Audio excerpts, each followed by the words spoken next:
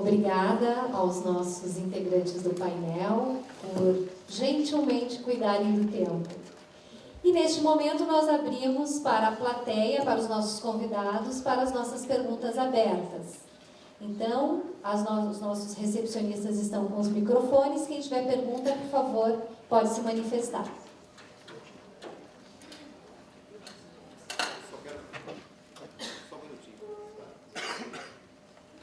Alô? Som. Não, é só para fazer uma promessa. Eu prometo dar respostas curtas.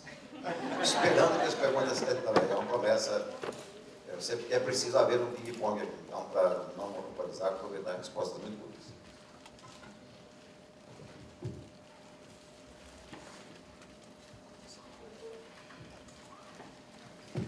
Boa noite. Pergunta para o professor Pio. O economista, ex-ministro Delfim Neto, respeitado, participou foi ministro dos governos militares no final da década de 70, começo dos anos 80. Tem uma declaração, não muito tempo atrás, dizendo que o grande erro dos governos militares foi ter deixado a responsabilidade pela educação infantil na mão das prefeituras. Queria saber do professor se concorda com essa afirmação e qual seria o caminho para corrigir essa suposta falha. Ele se referia sobretudo ao ensino médio, ao ensino fundamental. Exatamente. A educação infantil é aquela que vem antes dos 8 Fundamental. anos. Fundamental. O que ele quis dizer foi o seguinte, é que a principal faixa de educação são aqueles, antigamente 8 anos, agora 9 anos de ensino fundamental. E o Delfim Neto, que está vivo, escrevendo no Jornal Valor, repete isso o tempo todo. Ele disse que ao deixar esses 9 anos de ensino fundamental nas mãos das prefeituras e dos 5.570 municípios brasileiros, cada um tem um jeito, tem uma lógica, tem uma maneira de conduzir, o Brasil, na verdade, deixou de fazer uma educação de qualidade na principal faixa, que são esses hoje 9 anos. É a tese dele. Com isso, os alunos chegam ao ensino médio com uma defasagem imensa em relação aos nossos pares da Ásia, da Europa.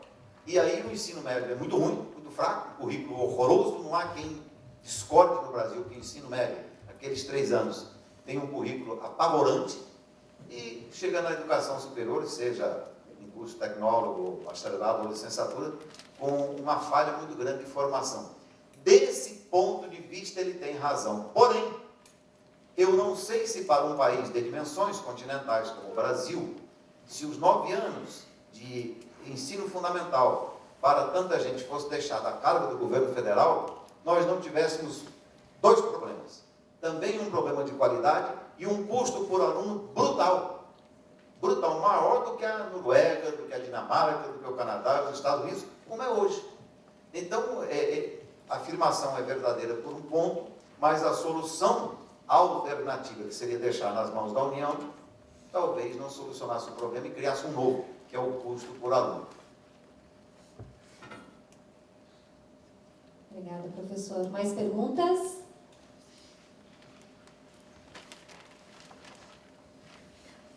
Boa noite.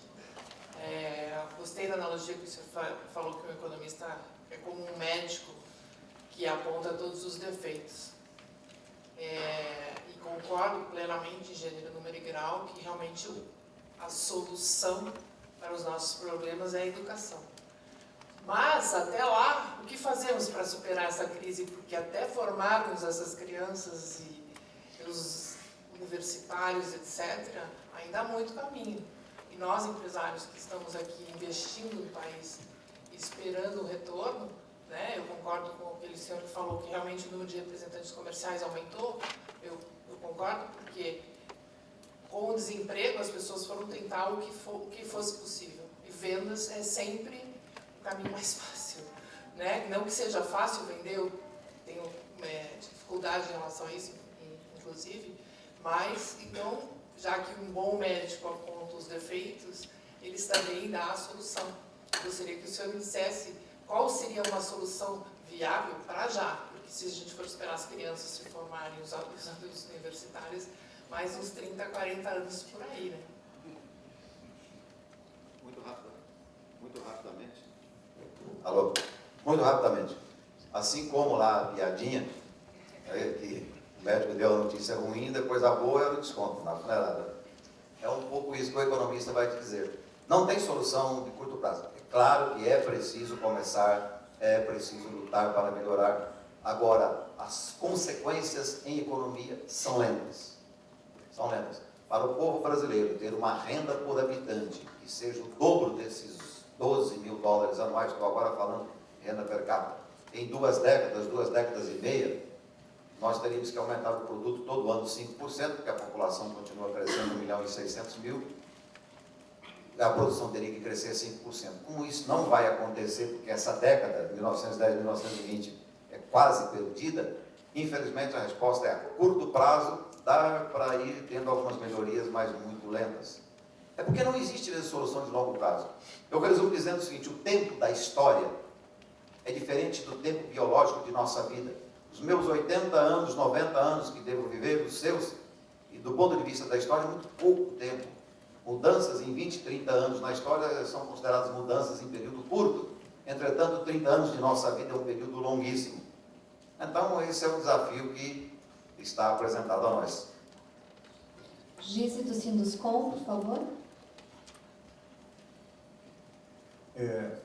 No ano passado, no início do ano passado, incomodado com o custo do Estado, e o Estado mesmo, o Estado do Paraná, isso implica muito na nossa atividade. Na medida que o Estado é tão pesado que ele perde a sua capacidade de prestar o serviço que ele deve prestar para a sociedade, ele passa a ter uma finalidade em si própria, né? Eu acho que é também uma obrigação da gente entrar nesse tipo de discussão. E estava naquela época da briga do governo com os professores do Estado, e eu resolvi fazer alguns estudos, professor. E realmente eu cheguei à conclusão, fui atrás de dados do IPARTES, do IBGE, de dados de orçamento público do Estado, e cheguei à conclusão que o custo do aluno, né, isso contas feitas, em relação ao ano de 2014, né, era algo como do ensino entre o fundamental e o ensino médio. Era algo como R$ 750 naquele ano de 2014, sem considerar a depreciação do investimento da estrutura física do Estado, sem considerar que eles não pagam impostos e nem visam lucro. Então, é um custo muito alto para isso. Mas pior do que isso, foi quando eu fui constatar, só comparando o IDEB, né, que é a medição que existe ao final da 8ª série, acho que é isso, né, professor? Da educação básica, enquanto a média do ensino privado no estado do Paraná era de 6 a nota, o do ensino público, só do estado, era 4 e pouquinho. Ou seja, a ordem era mais ou menos o seguinte: o ensino privado fornecido para os seus alunos era 50% a mais a média. Veja, tem todo um problema também de questões sociais e tal, do meio onde é que está se inserindo. Mas não pode haver diferença assim tão grande, né? Então, eu acho que também passa por essa discussão de custo do Estado. Será que a iniciativa privada não poderia prover melhor a educação de todos, ou até estabelecer uma competição maior, ele também participando de um bolo desse, para melhorar a qualidade da educação? Porque o maior custo não é o valor que se paga, que nós todos estamos pagando aqui, mas é o produto que se recebe. Nós que trabalhamos no setor da construção, que temos muita gente com baixa qualificação, temos uma dificuldade enorme, e a gente promove muito do Sinduscom, muitas em parcerias com o Senai, com o SESI, muitas até de gestão com o próprio SEBRAE, né? Temos uma dificuldade grande de formar turmas para isso, porque esse pessoal com menor formação tem vergonha ou tem uma dificuldade enorme de absorção de novos conhecimentos, por falta de base. Então, é um crime que se faz nesse país com a educação. Ou seja, se investe, o valor não é pequeno para um resultado tão curto. Obrigado.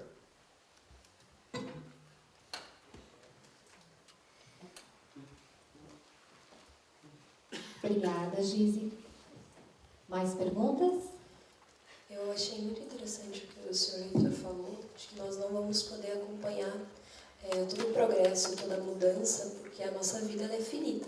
Enquanto nós estamos vivenciando de forma imediata um período de grande mudança social, política e, infelizmente, uma crise econômica, mas que vem do resultado de tudo isso. Mas eu percebi na fala de todos os outros que falaram antes do senhor, e eles aparentaram otimismo, né? Todos eles viam espaço para melhora. Mas eu percebo, especialmente na minha geração, que nós temos adotado uma atitude pessimista, né? Talvez porque nós não tenhamos vivenciado tantas crises ainda quanto os demais vivenciaram ao longo da vida, do seu período de vida, desculpa, estou nervosa, período de vida profissional e pessoal também. Do ponto de vista de vocês, qual seria a solução ou qual seria o papel de nós, enquanto estudantes, para uma mudança efetiva? Porque muitas vezes nós simplesmente colocamos o problema, colocamos toda a responsabilidade no sistema político, no sistema social, no sistema econômico, mas nós esquecemos do nosso papel individual, que é muito ínfimo e que é muito pequeno, mas que, se nós pensarmos em 200 milhões de pessoas, ele acaba sendo muito grande. Qual seria o nosso papel do ponto de vista de vocês? Qual seria a atitude a tomar para que nós contribuíssemos de uma forma positiva para as futuras gerações? Se eu puder fazer um comentário rápido. Bom, primeiro temos que fazer a nossa parte bem, tá? Dentro da nossa profissão, diante da nossa família, diante do meio onde é que nós estamos inseridos. Uma outra situação que eu defendo muito, né, na realidade, todo esse trabalho que a gente faz nessas entidades, né, eu participo de várias, é um trabalho voluntário, mas é a questão do associativismo.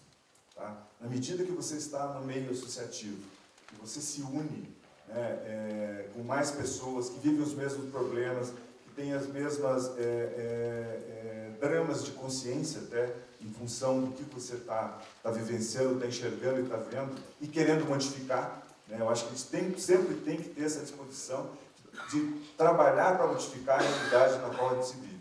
Se ganha uma força muito grande, se potencializa muito através do associativismo. Então, participe das tuas entidades, seja da questão de bairro, seja da questão profissional, seja da questão de empresarial, né? De associativismo. Isso fortalece e ajuda muito o país, e cada vez vai ter mais e vai ter que contribuir mais para o futuro do nosso país.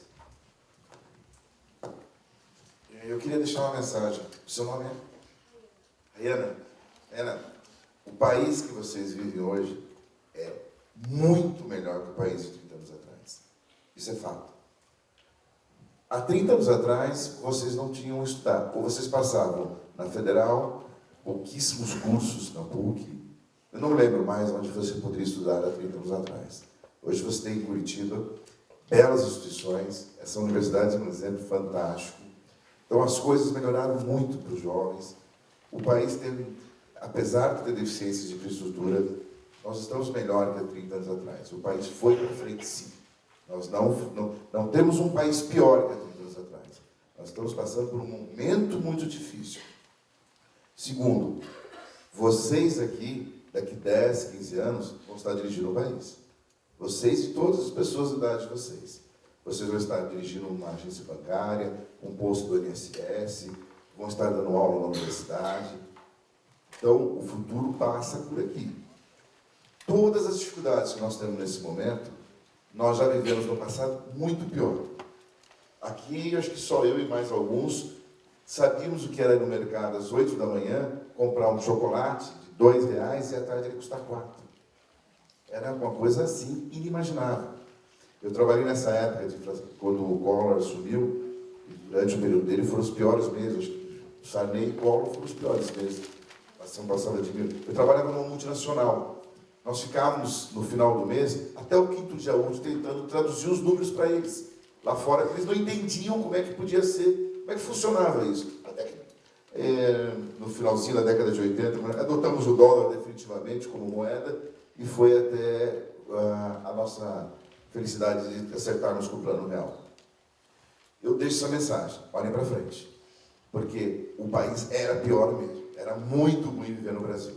Está melhor hoje, apesar de todas as dificuldades. Essa é a mensagem que eu quero deixar para vocês que são jovens, que vocês que vão dirigir o país daqui 10, 15 anos.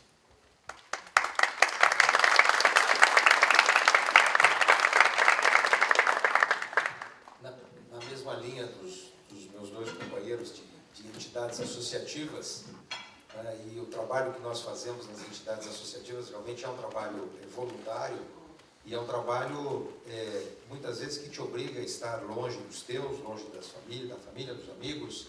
Ele dá um retorno maravilhoso. Mas eu aprendi há algum tempo, e vou deixar, uma pequena parábola, né?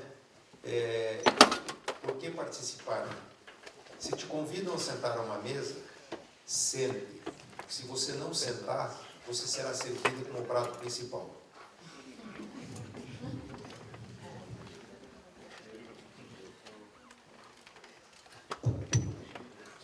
A Ana Flávia vai falar, mas eu não quero perder a oportunidade, nem que eu fique calado na próxima. Fazendo um comentário a respeito da observação da Ayana, não da pergunta, porque ela fez uma observação e fez uma pergunta. A primeira parte você já fez. Com a sua própria pergunta, você está colocando uma questão de responsabilidade individual. Você sabe que na ditadura militar, ou no regime militar, como muitos gostam, a música que mais fez sucesso foi a música mais achincalhada. Era uma música de uma dupla chamada Dom e Ravel, e o título era Você Também é Responsável. Entrem na internet, Dom e Ravel, ouçam a letra dessa música, esqueçam que era da ditadura. Não era da ditadura, eles elogiavam um pouco lá os militares. E essa música tem a letra que responde a sua pergunta. Mas eu quero deixar uma mensagem em relação a essa questão da responsabilidade. Eu tenho um livro do Jeremy Rifkin, que é um economista americano que vive meio ano nos Estados Unidos, meio ano na Europa.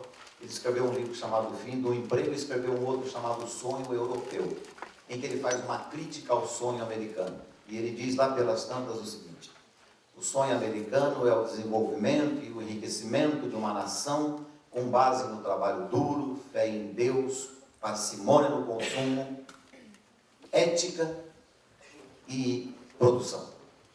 E ele diz o seguinte: foi assim que as gerações dos últimos 200 anos nos Estados Unidos enriqueceram a si e ao país. E ele diz o seguinte: os Estados Unidos estão vivendo um problema agora, porque a classe média alta enriqueceu tanto que começou a dar seus filhos e mimar seus filhos com tanto conforto e tanta ausência de sacrifício, que nós estamos criando uma geração de jovens que não vão prosseguir nas bases do sonho americano. E ele tem um pedaço lá que eu vou tentar traduzir de poucas linhas, que ele diz uma coisa fantástica. Ele diz: essa geração de jovens mimados, bem tratados, confortáveis, que nós os vemos inclusive nos filmes norte-americanos, são jovens que aos 18 anos viram tudo, tiveram tudo, visitaram todos os lugares do mundo, de maneira que eles tiveram a chance de executar e realizar seus sonhos antes de terem tido a chance de sonhá-los. E se frustraram e aos 20 e poucos anos não tem mais motivação. E aí uma grande parte vai para as drogas, uma outra parte vai para a infantilização dos joguinhos estúpidos que não levam a absolutamente nada, e essa geração talvez não prossiga o sonho americano. Um americano falando isso do seu país. E ele faz um apelo à responsabilidade, à consciência social, à consciência de que é preciso se preparar, trabalhar, estudar e perseguir naqueles valores. E ele diz o seguinte: nós estamos na terceira idade, não vamos responder pelo país porque nós fracassamos agora. E se vocês prosseguirem dessa forma, fracassarão em relação às gerações do futuro. Eu acho que um dos pontos que você comentou é bastante importante do nosso otimismo, né? Porque uma das coisas que eu comentei que eu acho que é bastante importante, sempre que surge uma crise, surgem também as oportunidades, né? É o momento de repensar. Então, puxando aí para o lado de comércio exterior, né? É o momento das empresas ou das pessoas, né? Pensarem, será que não existem outros mercados? Será que meu produto está bom? Eu até brinco, né? Por que o produto, quando é de exportação, escreve tipo exportação? Porque o mercado internacional é mais exigente. Por que será que o mercado brasileiro também não é exigente? Por que as pessoas também não exigem mais dos produtos, das instituições, né, dos políticos? Eu falei da questão da greve da Receita. Por que não tem panelaço também para brigar? Tudo bem, eles têm o direito de greve, mas será que eles têm o direito de parar um país por causa disso? Né? Então, às vezes, a gente acaba essa questão do otimismo, mas ao mesmo tempo de buscar produtos melhores, mas eu acho que esse pode ser um bom caminho, né? Que vocês ajudarem a exigir não só das empresas, mas dos políticos e, enfim, de todos os setores que também contribuam para que os produtos sejam melhores, os serviços sejam melhores. Muito bem. Visando repetirmos estes painéis em outras ocasiões, vamos tentar manter o tempo. Professor Gildo, mais alguma questão? Das nossas questões encerradas, a plateia, uma última pergunta. Ok. Boa noite. O meu nome é Anderson, eu sou consultor comercial. Estou estudando aqui na universidade, no curso de gestão comercial aí há quase 2 anos. Me formo no próximo ano, se tudo correr bem.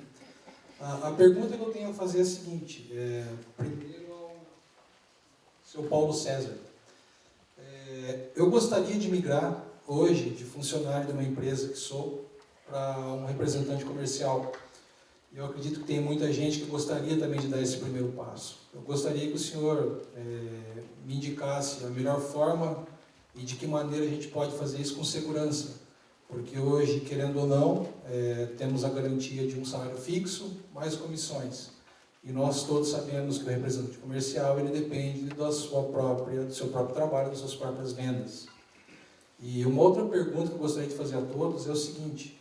Eu trabalho com vendas de equipamentos de valor agregado muito alto. E o que a gente percebe no mercado hoje é que as oportunidades dos negócios estão reduzidas com a tal da crise e a recessão que o nosso país enfrenta. Com o aumento da concorrência, como analisar a questão ética no meio comercial? Porque eu já perdi diversos negócios por questão de negociatas, corrupção, o que você sabe muito bem, isso é uma coisa, infelizmente, corriqueira do nosso país. E eu gostaria que vocês analisassem essa questão de uma forma geral. Obrigado. Bom, primeiramente, obrigado pela pergunta. Migrar é fácil. Agora, o que você tem que fazer é de forma planejada. O custo hoje de um trabalhador com carteira assinada, ele fica aproximadamente salário mínimo regional, ele custa para uma empresa acima de R$3.000. Então as empresas sabem, estão fazendo e obrigando, inclusive instigando os profissionais a fazerem as mudanças. O que você tem que tomar muito cuidado na hora de, principalmente, fazer o teu planejamento, é analisar todas as atividades, todo o apoio, todo o suporte que você tem, a tua atividade hoje comercial, que você não vai ter mais. Começando pelo serviço contábil, passando pelo planejamento, pela roteirização, pelo controle financeiro, as facilidades que você tem hoje, estando vinculado a uma empresa com carteira assinada, são inúmeras. Tá? Alguém faz isso. Né? Quando você chega na segunda-feira, a tua roteirização está pronta, você sabe aonde tem que ir. Né? A contabilidade, você não tem nenhuma preocupação, nem com o escritório contábil, nem com a emissão de notas fiscais, nem com as questões tributárias. Existe muita... E aí eu vou fazer uma pequena crítica ao SEBRAE, que não é pequena de nossa parte, ela é grande. Né? A questão do simples e do super simples, em alguns segmentos foi um engodo, né? um trabalho político, né? E aí, efetivamente, para você ter uma ideia, a representação comercial, um representante comercial que paga tributos pelo lucro presumido, ele paga 11,4. Se ele entrar no super simples, ele paga 18. Simples assim. A discussão que nós tivemos com o ministro, à época, o Afif Domingos, ele disse, mas será uma guia só.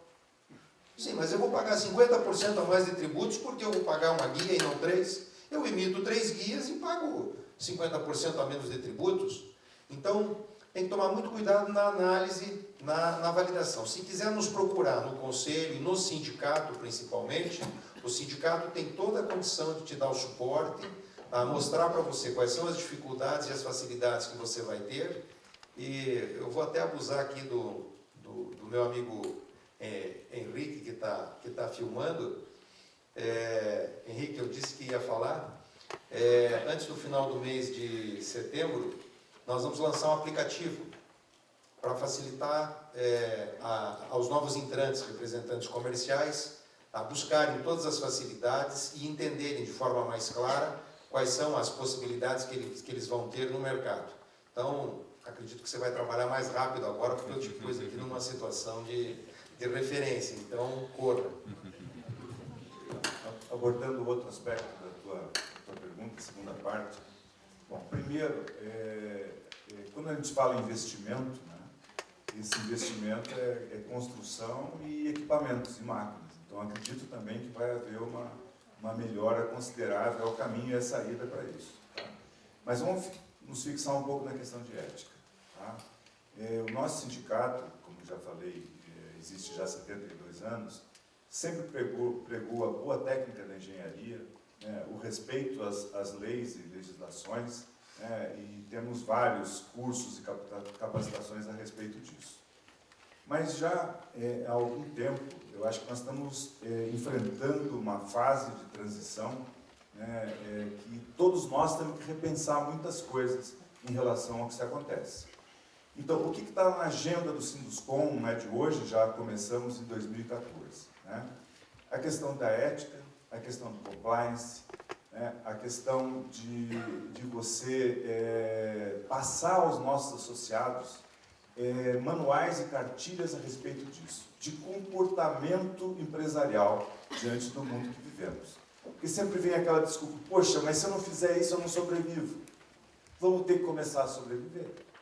Tá? Nós temos que lidar isso, tratar isso com uma dureza maior que ela merece e que precisa ser feito. Senão nós não vamos mudar esse país também.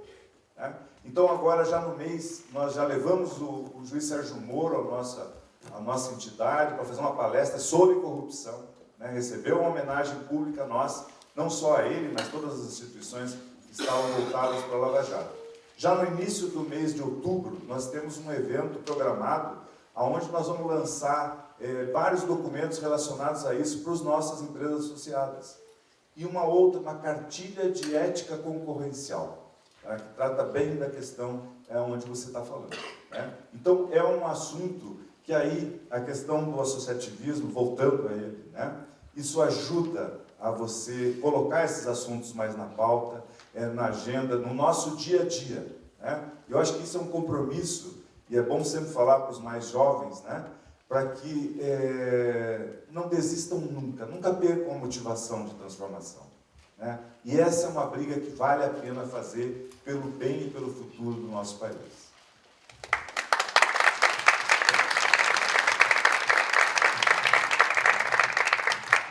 Me permita só fazer mais um comentário a propósito da representação comercial e alinhando exatamente com isso que o Gise falou.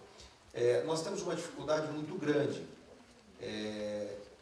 de entender, e eu realmente tenho instigado no meu relacionamento com as entidades que contratam representantes comerciais, a Federação das Indústrias, os sindicatos de atacadistas, sindicatos de autopeças, e eu tenho provocado, tá, esta situação, a discussão da ética, primeiro porque nós estamos... O sindicato tem 76 anos, é um dos sindicatos fundadores da Federação do Comércio do Paraná, e o nosso conselho, que é o Conselho de Fiscalização e Regulamentação Profissional, neste ano de 2016 fez 50 anos. Nós tivemos em 50 anos 2 denúncias apenas ao Conselho de Ética. Não é possível que nenhuma entidade deste mundo tenha tido apenas 2 denúncias ao Conselho de Ética. O Conselho não pode, primeiro, ser corporativista. E aí é uma outra discussão que nós poderíamos trabalhar isso de forma até mais intensa. Todos os nossos conselhos, que são 25 ou 26, se incluirmos a OAB, que também é um conselho, são corporativistas, são grandes sindicatos. Então, isto é um dos problemas que nós temos na nossa sociedade. Os conselhos de regulamentação e de fiscalização não são conselhos, são sindicatos. Então, mas a ética é algo que nós temos que discutir, sim, de forma muito precisa. Eu gostaria só de complementar, porque eu trabalhei muitos anos no ramo de máquinas de construção. Um ramo terrível para esse assunto que você está se referindo. Uma vez eu estava conversando com um fornecedor da empresa que trabalhava e eu falei, qual seria o principal argumento para a gente poder colocar o seu produto no mercado? Dê bola aos prefeitos. Esse era o principal argumento dele. É óbvio que a empresa não existe mais. Essa linha entre a ética e a honestidade, ela não existe. Ou a pessoa é ética e honesto, ou não existe ética. Não há sobrevivência, as pessoas não conseguem fazer produtos o resto da vida dando bola, comprando gente. Ele vai fazer isso só durante um período. Eles não sobrevivem. A OAS que o diga, a Camargo Correia que o diga e outras a mais. Recentemente nós tivemos aquela Andrade Gutierrez pedindo desculpas em público e dizendo que nós temos que mudar os métodos de fazer concorrência pública, os métodos de contratar serviços públicos, porque está insuportável continuar assim.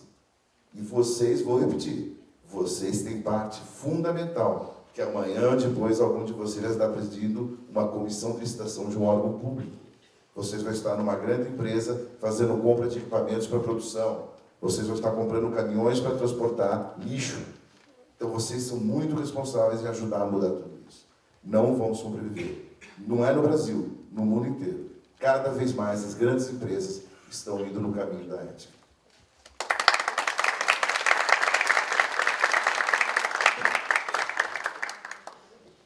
Muito obrigada. Caminhamos então para o nosso encerramento. Realmente foi uma noite de grandes reflexões, de grandes nomes, de grandes presenças em nossa casa. Eu peço para que a Franciele, do marketing, a Morgana, de eventos, por favor, entreguem aos nossos convidados uma declaração de participação para que fique registrado essa noite de grandes reflexões. E obrigado a todos aqui presentes, aos professores da casa, à equipe de comunicação do CORE, que transmitiu ao vivo esse painel, ao Henrique, e a vocês, nossos alunos queridos, representantes aqui presentes, muito obrigada. E muito obrigada, José Eduardo, Gise, Paulo, Ana Flávia, professor Pio e Gildo. Realmente foi uma noite muito especial. Palmas para todos os presentes.